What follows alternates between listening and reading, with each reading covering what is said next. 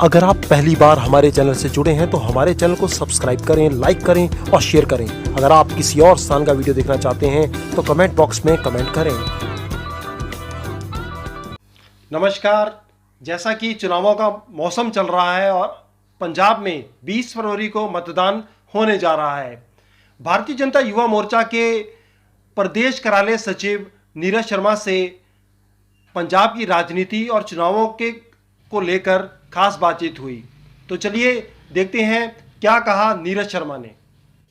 नमस्कार, बहुत बहुत स्वागत है एक बार फिर से। आज हम आपको लेकर आए हैं पंजाब की राजनीति में। जी हाँ, आए दिन कोई ना कोई हलचल चलती ही जा रही है। तो आज इस कड़ी में हम लोग पटियाला आए हैं और यहाँ पर भारतीय युवा मोर्चा के पंजाब कार्यालय के सचिव नीरज शर्मा से हम बात करेंगे और जानेंगे युवा मोर्चा का जो रोड मैप है उसको लेकर आगे की राजनीति में, पंजाब की राजनीति में उसकी क्या भूमिका रहेगी। और भी कई ऐसे सवाल हैं जो हम आज नीरज शर्मा जी से जानेंगे। हम बहुत बहुत स्वागत करते हैं नीरज जी, आपका बहुत बहुत स्वागत है हमारे चैनल में। और सबसे पहला मेरा जो मुख्य सवाल है आपसे वो ये है कि कैप्टन अमरिंदर सिंह को लेकर ये कहा जाता रहा है, शुरू से एक्टिव रही है, आपकी होम सिटी भी रही है यहाँ की पटियाला जो शहर है, और काफ़ी रैलियाँ रही हैं उनके खिलाफ। अब गठबंधन हो चुका है, ये आप मुझे बताइए कि किस तरह का आप इसको आगे आने वाले समय में किस तरह से भुनाएंगे चुनावों में। देखिए, जो गठबंधन हुआ है वो पंजाब के विकास के लिए गठबंधन हुआ है, पंजाब के डेवलपमेंट के लिए हुआ है, विकास के लिए हुआ है। और जो पंजाब की बड़ी बड़ी समस्याएं हैं, जैसे कि मैं नाम लूँ नशे की समस्या, बेरोज़गारी की समस्या, उसको ले सभी चीज़ों को ध्यान में रखते हुए ही हमने ये गठबंधन हमारी पार्टी ने किया है, हमारी आलाकमान ने किया है। और जहाँ तक बात रही कैप्टन अमरिंदर सिंह की, देखिए किसी राजनीति में किसी व्यक्ति विशेष का कभी कोई विरोध नहीं होता, उस पार्टी का विरोध होता है और उस पार्टी की विचारधारा का विरोध होता है। लेकिन तो नीरज जी, मैं आपको बीच में टोक रहा हूँ, मैं आपको ये पूछना चाहता हूँ कि पटियाला में मुख्य रूप से काफ़ी एक्टिव रही है युवा मोर्चा, और खासकर महारानी प्रनीत, और ये काफ़ी ऐसी रैलियां रही हैं उनके खिलाफ, आपने कई बार ऐसे आंदोलन छोटे छोटे से किए हैं। उस छवि को देखते हुए आप कह सकते हैं कि लोग हमें वोट डालेंगे, इस गठबंधन को आप किस रूप में देखते हैं?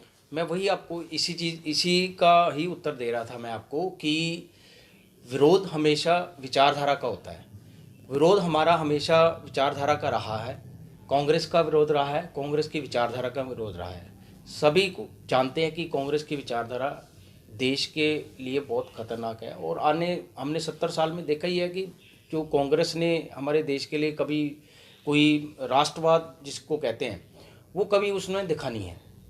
तो हमने जितने भी विरोध किए पंजाब के लोगों के लिए किए, युवाओं के लिए किए और इनकी विचारधारा के खिलाफ किए।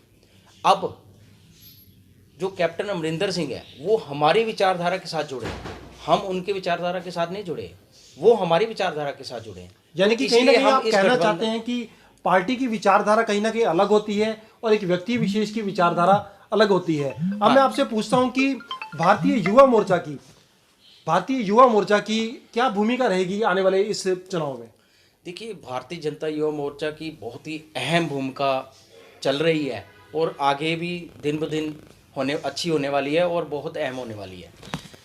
जैसे कि सभी को पता ही है कि जो युवा मोर्चा है या युवा है वो हर एक पार्टी के, कोई भी पार्टी है उसके युवा उसकी रीढ़ की हड्डी होते हैं। हमारे भारतीय जनता युवा मोर्चा आज से नहीं, हम पिछले 3 साल से इस तैयारियों में लगे हुए हैं। हम अपने संगठन को मजबूत कर रहे हैं। आज हमने अपने संगठन को पूरी तरह से मजबूत कर लिया है, जिसकी वजह से हर व्यक्ति, हर युवा हमारे साथ जो जुड़ा हुआ है वो अपने अपने जो विधानसभा क्षेत्र में अपनी भूमिका बहुत ही बढ़िया तरीके से निभा रहा है। और जो हमारे को दिशा निर्देश हमारे प्रदेश अध्यक्ष भानु प्रताप जी हैं, जैसे उनके दिशा निर्देश हमारे पास आ रहे हैं उसी दिशा निर्देशों के अनुसार ही हम आगे जो है युवाओं को उनको मार्गदर्शन कर रहे हैं। चलिए, मेरा अगला सवाल आपसे ये है कि चन्नी को मुख्यमंत्री घोषित किया गया। कांग्रेस की शुरू से ही पंजाब में अंदर काफ़ी इस बात को लेकर बीच में खींचतान चलती ही रहती है। भारतीय जनता पार्टी उसको किस रूप में देखती है और क्या उसका फायदा आपको मिलेगा कांग्रेस की अंदर खाते की जो लड़ाई है? देखिए बात फिर वहीं पे घूम के आ गई विचारधारा की। अब कांग्रेस की विचारधारा आपको इसी चीज़ से पता लगती है, जिस व्यक्ति से अभी 10 करोड़ के उसके भांजे से 10 करोड़ मिला है और उसकी इन्वॉल्वमेंट सीधा उसके साथ है, और वो कोई भी जो सेटिस्फेक्शन जवाब नहीं दे पाए हैं और जिसको ईडी ने गिरफ्तार भी कर लिया है, उस व्यक्ति को इतने संदिग्ध होने के बावजूद भी उसको मुख्यमंत्री चेहरा घोषित कर दिया है। तो पंजाब के लोग इतने बेवकूफ़ नहीं है कि वो इस सब कुछ देख रहे हैं कि ये क्या चल रहा है। जिस व्यक्ति के ऊपर दोष लग रहे हैं उसी व्यक्ति के को जो है मुख्यमंत्री घोषित किया जा रहा है। तो इसी वजह से मुझे नहीं लगता कि पंजाब के लोग मुख्यमंत्री चन्नी को कोई किसी तरीके से उसको एक्सेप्ट करेंगे। देखिए, प्रदेश को लेकर हर पार्टी का कोई ना कोई विजन रहता है और नीरज जी हमारे सभी सवालों का बखूबी जवाब दे रहे हैं। तो हम इनसे पूछते हैं कि भाजपा का पंजाब में क्या विजन है इस वक्त? देखिए, हमारा जो भाजपा का विज़न है, अभी कुछ दिन पहले 11 सूत्र संकल्प जो है हमारे प्रदेश अध्यक्ष और कैप्टन अमरिंदर सिंह ने जो गठबंधन के साथ सारा बताया है, जिसमें मुख्य तौर पर जैसे युवाओं को बहुत तरजीह दी गई है। युवाओं को देखिए, अब उसके लिए क्या किया गया है, सबसे पहले रोज़गार के लिए उनके किया गया कि जो ग्रेजुएट करने के बाद उसको 4,000 रुपये उसको जो है दिया जाएगा बेरोज़गारी भत्ता। इसके अलावा उसको मजबूत करने के लिए स्किल डेवलपमेंट को लेकर उसकी भी कई स्कीम जो है तैयार है। बाकी जो हमारा मैनिफेस्टो अभी आना है जिसमें सारा कुछ डिटेल में होगा, ये मुख्य तौर पे थोड़ा मोटा मोटा आया था अभी। और उसके अलावा जो इंडस्ट्री है, इंडस्ट्री को मुख्य तौर पे उन्होंने हाईलाइट किया है कि इंडस्ट्री को लाना, क्योंकि कोई भी प्रदेश है, कोई भी राज्य है, बिना इंडस्ट्री के वो ग्रो नहीं कर सकता, उसकी डेवलपमेंट नहीं हो सकती। तो इंडस्ट्री को लाने के लिए टैक्स में छूट की प्रावधान कर रहे हैं और उसको सस्ती बिजली देने के लिए भी किया जा रहा है। और जो जब भाजपा की सरकार बनेगी पंजाब में, क्योंकि भाजपा सरकार का मतलब है मोदी सरकार, तो लोगों को एक विश्वास है मोदी सरकार पे कि ये कुछ करेंगे, क्योंकि पिछले 7 साल में इतने बड़े काम जो मुझे बताने की जरूरत नहीं, सारे देश को पता है, कर चुके हैं। तो पंजाब में भी ये बहुत बड़ा कुछ करेंगे।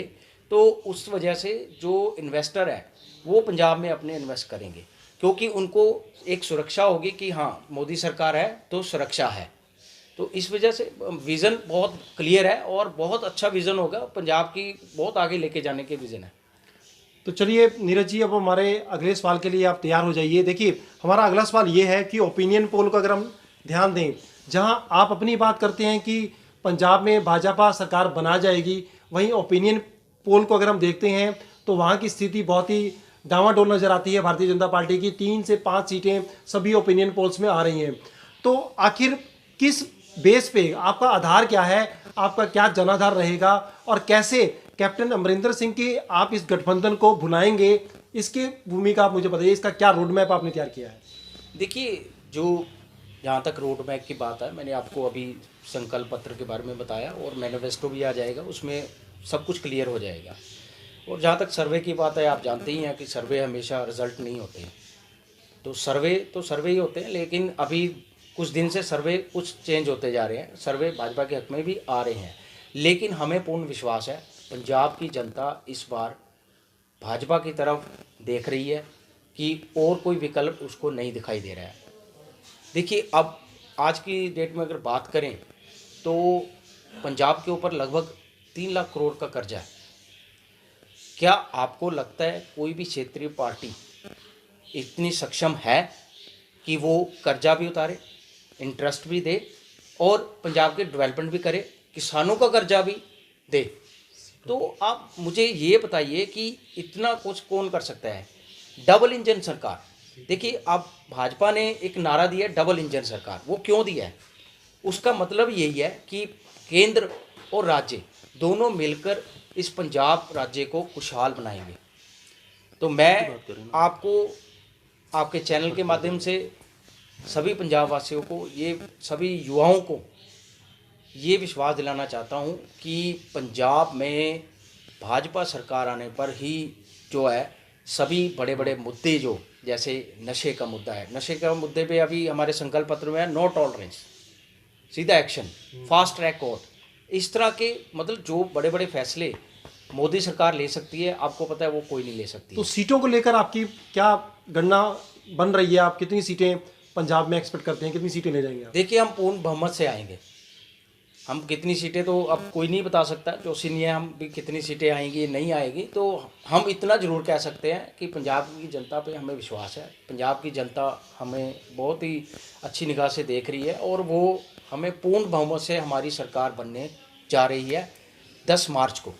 चलिए 10 मार्च को सब साफ हो जाएगा। और मैं आपको एक बात और बता दूं कि चलिए भारतीय जनता पार्टी के आज भारतीय युवा मोर्चा मैं बात करूं, प्रदेश कार्यालय सचिव नीरज शर्मा जी से हमारी बात हो रही है, तो युवाओं की बहुत ही मुख्य भूमिका रहती है राजनीति में। युवाओं के लिए आपका क्या रोड मैप है? ये मेरा आखिरी सवाल है आपसे, इसका आप मुझे बताइए। देखिए युवाओं के लिए मैंने जैसे अभी आपको बताया, एक तो बेरोजगारी भत्ता और दूसरा स्किल डेवलपमेंट को लेकर भी होगा, और तीसरा नशे, जो सबसे मेन चीज़ है आज की तारीख में, नशा और बेरोजगारी, ये 2 मुद्दे हैं जिस पे सबसे पहले भाजपा सरकार आने पर फोकस किया जाएगा और इसको पहल के आधार पर इसको लेकर चलेंगे। क्योंकि मोदी सरकार ने देखिए केंद्र में भी कितनी फैक्ट्रीज वगैरह हो रोज़गार दिए हैं, तो पंजाब में भी सरकार आने पर सबसे पहले नशे पे ठल पा जाएगी, उसके बाद जो बेरोज़गारी है उस पे एक बहुत ही ठोस कदम उठाया जाएगा। तो चलिए ये बात थी हमारी नीरज शर्मा जी से, भारतीय युवा मोर्चा के प्रदेश कार्यालय सचिव। बहुत बहुत धन्यवाद नीरज जी आपका। धन्यवाद, आपका भी बहुत बहुत धन्यवाद। अगर आप पहली बार हमारे चैनल से जुड़े हैं तो हमारे चैनल को सब्सक्राइब करें, लाइक करें और शेयर करें। अगर आप किसी और स्थान का वीडियो देखना चाहते हैं तो कमेंट बॉक्स में कमेंट करें।